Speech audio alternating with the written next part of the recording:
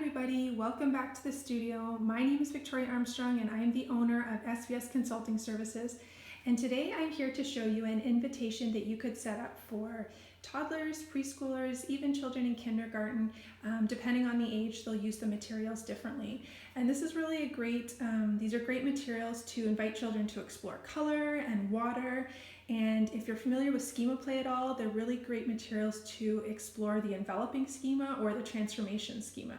So I'm going to show you some of the materials that I have here. So first, underneath here, you'll see that I have a clear, it's just a clear tablecloth just to protect the table. So it's good to have that over top because you're going to be using water and paint as well. The paper that I have here is a thick watercolor paper. Now it's important when you're using watercolors or anything with water or a spray bottle that you want a really heavy piece of paper, something that's going to hold the water. If you use something like construction paper or just a plain piece of copy paper, it's going to absorb the water and the paper is going to rip and it's going to be really frustrating. So you want to use a nice piece of watercolor paper. Next, I have a variety of paint brushes here. So I have a fan brush, I have a round brush, I have a flat brush, and I have a sponge brush here. So there's a variety that the child or the children can use to explore with. I have just a little container of water here. This is just an applesauce container that I've washed out. I have a cloth here, so obviously in case there's spills, you always want to have a cloth that is nearby. I have this set of watercolor paints here. And I have this book called Sky Color, which I'm going to get back to in a minute. I have just a spray bottle of water that I've put a little bit of water in. And then I have this, which is, it's called bleeding tissue paper. And if you've never worked with it, it's a really beautiful material to work with to explore color, and again, the schema is a transformation or even enveloping. So it's different than regular tissue paper in that there's a natural pigment inside the paper, and when you add water to it, the pigment comes out of the paper. So it works similar to watercolor paint. So I'm going to show you how this works in a moment, but it's called bleeding tissue paper if you've never worked with it before.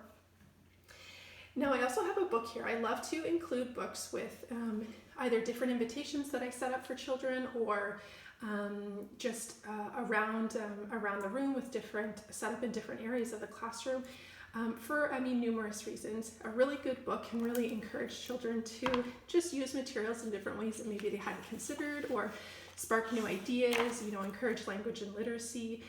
So I'm really thoughtful about the types of books that I offer with materials, or the types of books I place around the room in different areas. This book I really love. This is called Sky Color. And it's all about this girl who, her and her class are working together to make a large mural, and she's in charge of creating the sky in the mural. And she looks in her paint box and she sees that she doesn't have blue. And so you see she asks herself, how am I going to make the sky without blue paint? And so she starts wondering and thinking about and noticing throughout the rest of her day how the sky is full of different colors. It's not just blue that I think we typically think the sky of is, or when we do paintings, we have a green tree and a blue sky, but she notices that at different times of the day the sky is all sorts of different colors.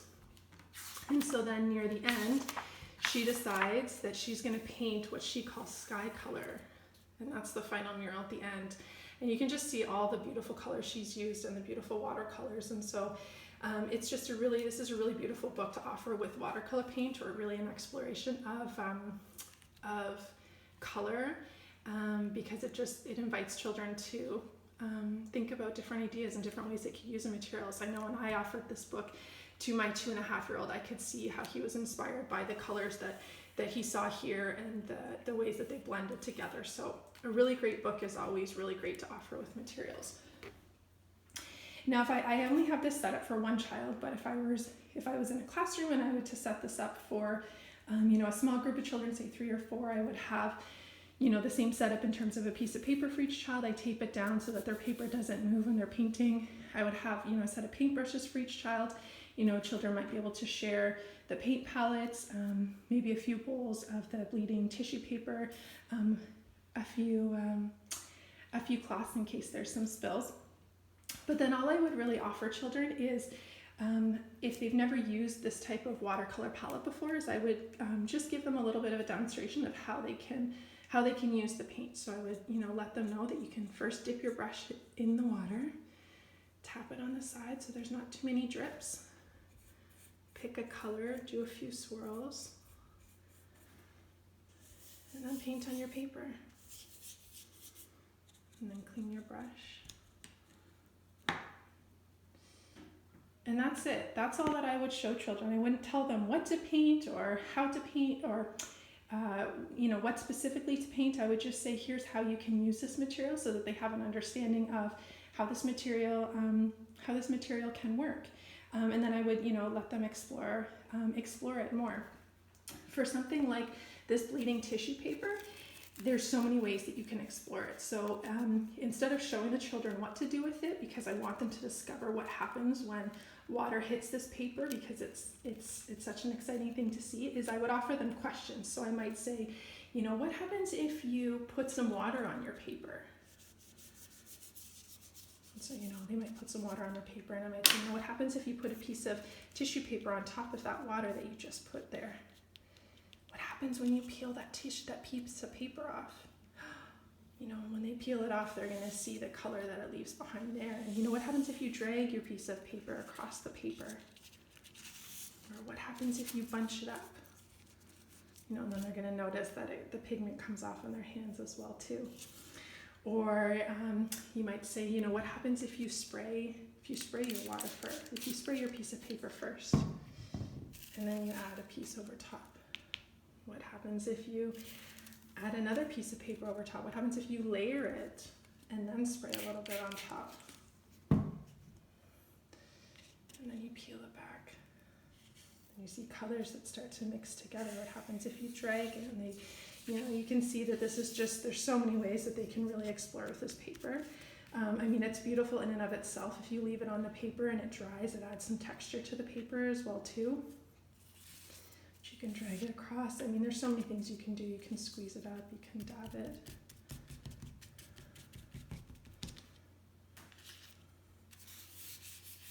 So you can see how it works, really similar to watercolor paints. And there's just so many ways that you can explore how it moves and the textures that it adds. And again, it's going to add some colors on your hands, which is kind of interesting as well too. Perhaps you might take a brush and choose another color. Oh, that one's not as dark this time.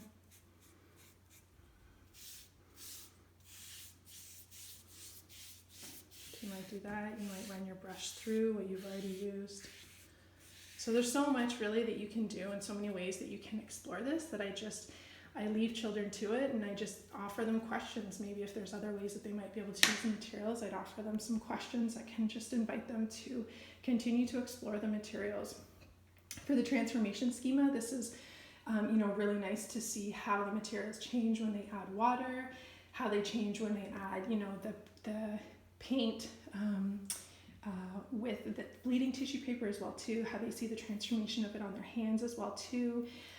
For enveloping, the way that the colors kind of envelop over top of each other. They might have a light color underneath, and then as they add a darker color over top, they're enveloping the color that's underneath it as well too. So that's it's really great as well too. So there's lots of opportunities with this material, with these materials for children to explore. So give it a try with either your child at home or your children in the classroom, and let me know what you think.